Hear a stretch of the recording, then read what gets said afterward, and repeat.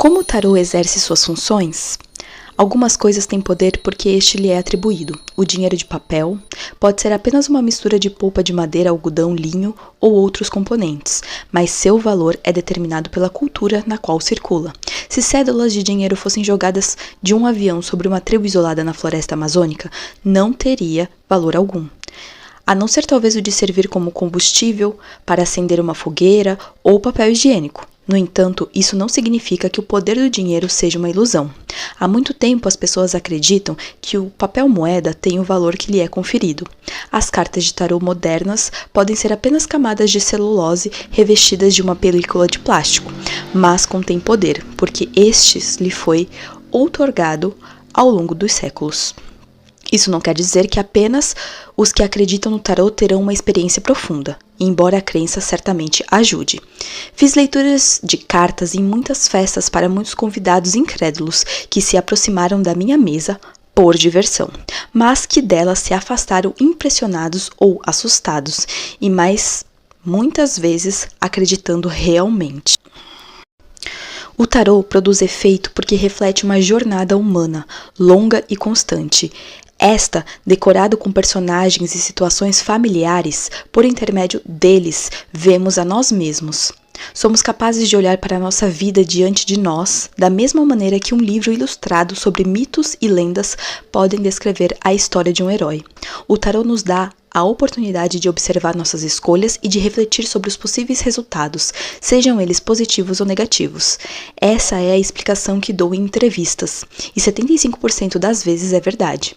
No entanto, com certa frequência, na realidade, em torno de 25% do tempo, o tarô me lembra de que é um farol para o desconhecido e pode nos dizer coisas que não tínhamos condições de saber antes.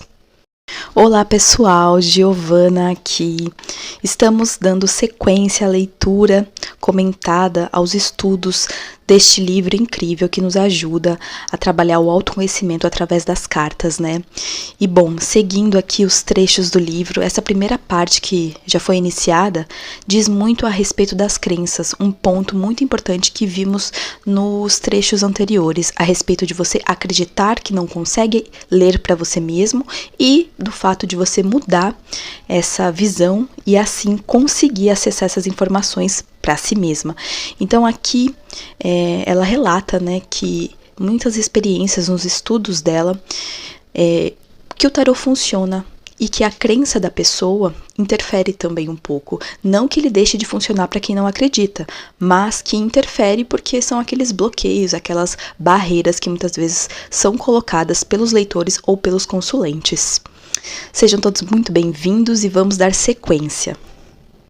Há alguns anos li o tarô para um amigo, com quem não falava havia muito tempo. Denominei parte da leitura Preocupações e Inquietações. Quando distribuí as cartas, o Imperador e o Rei de Ouros, que considero cartas relacionadas à paternidade, caíram nessa área. Perguntei ao meu amigo se ele estava preocupado com o pai. Ele respondeu que não.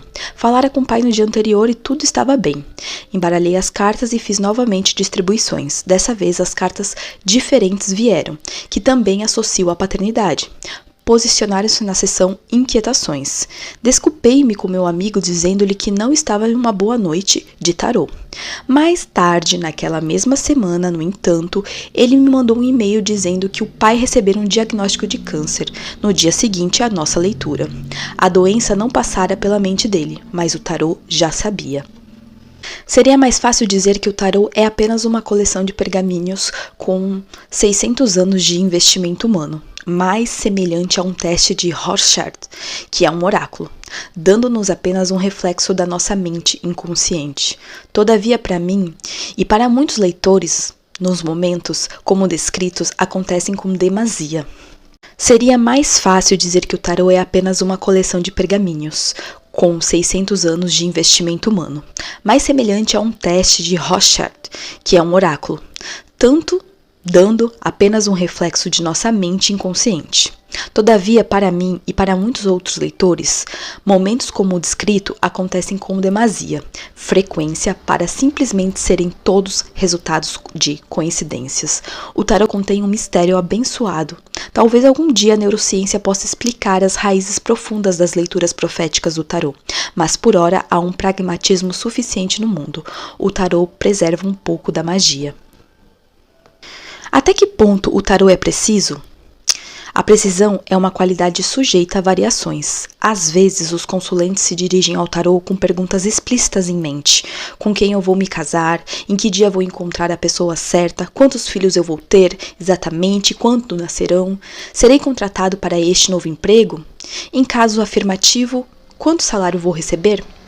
Essas perguntas são complicadas porque, embora o tarô possa dizer se o amor, o dinheiro e a família possivelmente farão parte do seu futuro, é difícil prever datas, nomes ou faixas salariais, apenas pelas cartas. Esperar respostas tão específicas pode deixar a pessoa com a sensação de que o tarô não é exato. Em geral, a experiência é uma familiaridade mais profunda com o tarô. Esperar respostas tão específicas pode deixar a pessoa com a sensação de que o tarô não é exato. Em geral, a experiência é uma familiaridade mais profunda com o tarô. O tarô propiciará leituras bastante precisas sobre o curso geral dos eventos da vida.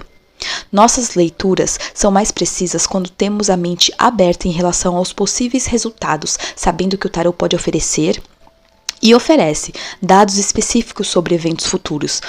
Por exemplo, se um amor sério está no seu futuro. Mas não será capaz de oferecer detalhes como a cor do cabelo, do futuro cônjuge, digamos assim. Bom, pessoal, um comentário breve sobre esse trecho, né?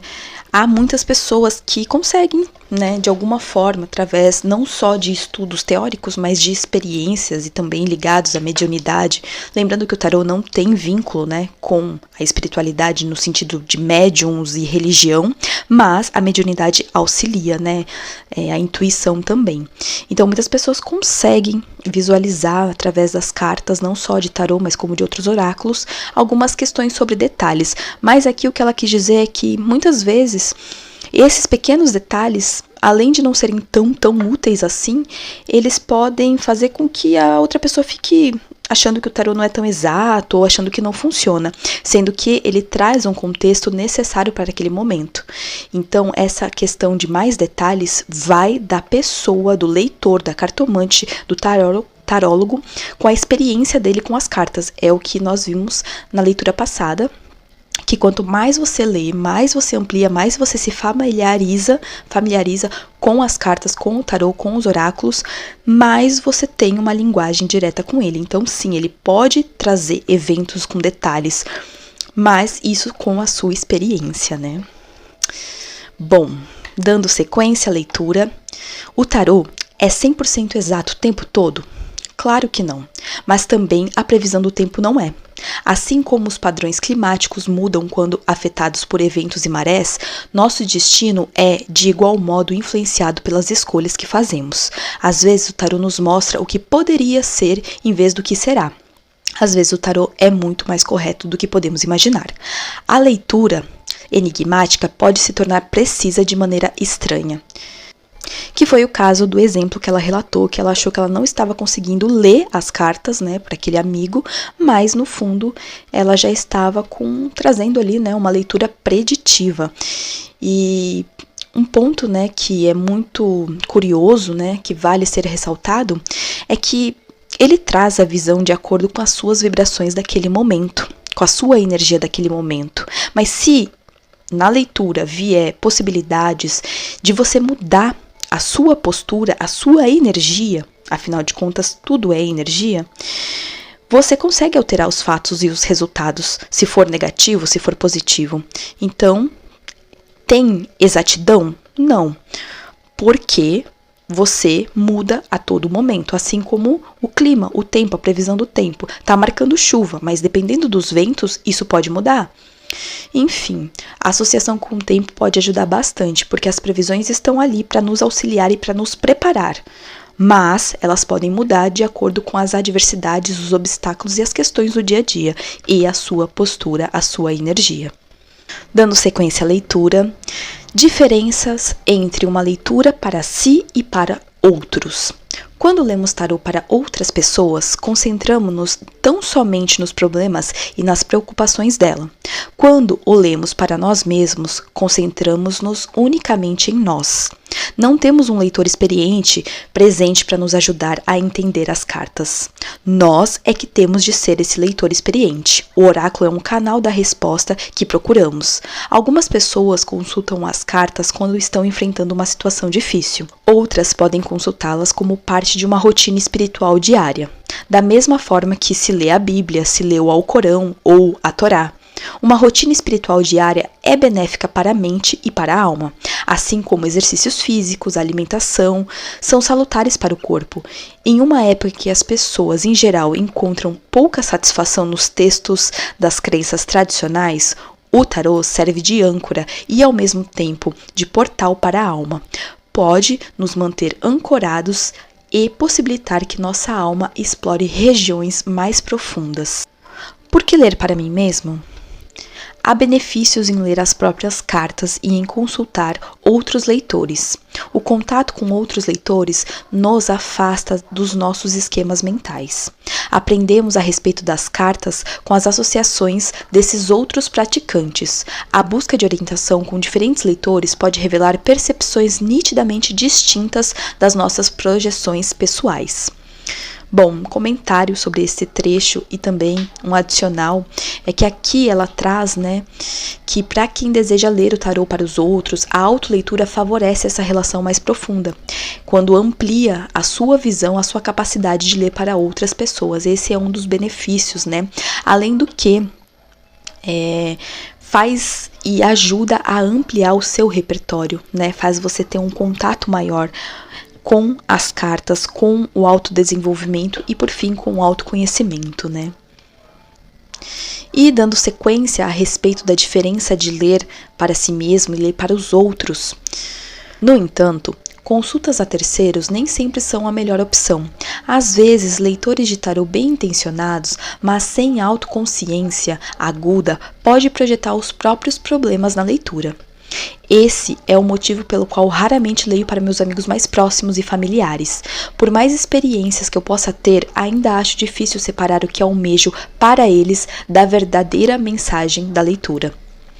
Bom, um comentário sobre esse texto que, por mais que eu admire esse livro, goste desse conteúdo, em pontos eu concordo, em pontos eu discordo, por levar a minha visão através das questões das crenças. Se você acredita, que não está 100% bem para realizar aquela leitura para uma pessoa próxima, realmente você já vai se deparar com alguns bloqueios, Isso vai da crença de cada pessoa. Tem gente que gosta, tem gente que não gosta, E aqui essa é a opinião, a visão da autora, Que já diz, que às vezes o leitor, o cartomante, a taróloga, eles estão enviesados, Não estão muito bem, mas acabam projetando algumas questões na própria leitura. Isso pode confundir a pessoa que não tem neutralidade para realizar as leituras e acabam colocando a sua própria opinião, seus próprios julgamentos, Então aqui ela diz que por mais que seja bom consultar e receber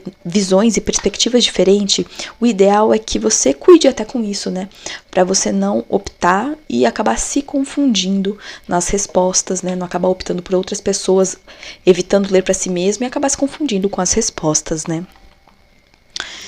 E bom, dando sequência.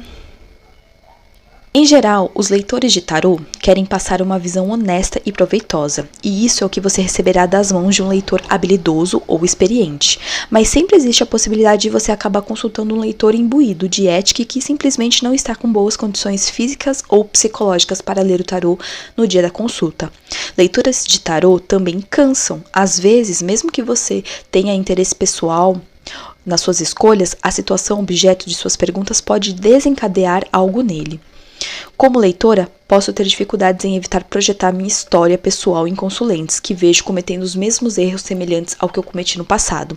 No caso de muitas jovens que choram na minha frente por causa do namorado inconstante, inúmeras vezes já quis esparramar todas as cartas na mesa e dar-lhe um abraço afetuoso, uma fatia de bolo e fazê-la jurar de pés juntos que nunca mais enviaria qualquer mensagem ao cafajeste. No entanto, não posso cometer esse erro. Mesmo que a situação soe estranhamente verdadeira aos meus erros do passado, minha tarefa é ler as cartas e não ser terapeuta. Bom, pessoal, aqui vale um grande comentário sobre a situação, né? Com algumas abordagens terapêuticas do tarô, com alguns terapeutas utilizando as cartas, né? Existe uma situação bem complicada, uma divergência de opinião muito grande, onde há defensores que dizem que o tarô é terapêutico, outros que afirmam de pé juntos que não. Mas lembrando, né, que o tarô e que a história do tarô já mostra a versatilidade que ele traz. Então, né, vale de cada um. É claro que a gente tem que ter responsabilidade, e isso que ela coloca na leitura o tempo todo, mas a responsabilidade começa a partir de você estar bem para realizar essas leituras, né? Já neutro de opiniões e julgamentos e realizando as associações corretas de acordo com as leis e normas, né? Embora não haja normas e leis no tarô em si, mas de acordo com cada profissão, né? Não confundir muito as coisas, se manter imparcial, né? E, dando continuidade à leitura, embora eu possa reforçar a intenção de deixar meus sentimentos de lado pelo bem da leitura, sei que nem sempre vou conseguir. Sou humana, por isso, de vez em quando vou fazer bobagens e projetar meus sentimentos raivosos nas leituras dos outros. Essa é a opinião da autora, né, em relação às leituras de tarô. E chegando ao fim desse trecho, ela traz que a autoleitura elimina o risco de um leitor projetar suas mazelas em uma leitura para nós. Além disso, ler as próprias cartas é mais viável, lógica e economicamente. A maioria dos leitores exige uma consulta e um pagamento. Na hipótese de você ter uma pergunta urgente sobre, digamos, a análise de uma proposta de uma reunião da equipe de amanhã, poderia ver se um leitor de tarô teria condições de encaixá-lo em sua agenda. Ou então poderia pegar o seu baralho e fazer a sua própria leitura. Pessoalmente, sempre tenho um baralho em meu local de trabalho, para o caso de precisar de uma resposta rápida em algum momento. Por que é tão difícil ler as próprias cartas? O tarô e os espelhos desempenham o mesmo papel, refletem a verdade. O tarô reflete quem somos, o que estamos fazendo e para onde estamos indo. Mas nossas projeções pessoais, como as de outros leitores, podem dificultar a tarefa de decifrar a verdade.